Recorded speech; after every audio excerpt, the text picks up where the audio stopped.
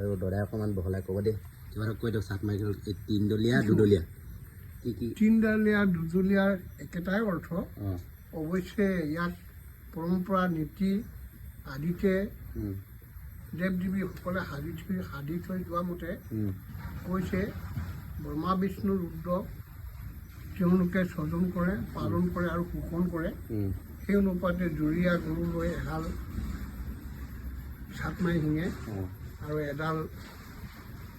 দেৱ দেৱীক পালন কৰা হয় আচলতে ইয়াত বিষয়বস্তু হৈছে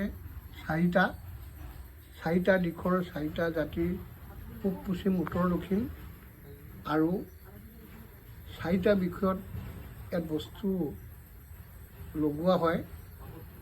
1 নম্বৰত লাও 2 নম্বৰত বেঙেনা 3 নম্বৰত থেকেৰা 4 নম্বৰত হালধি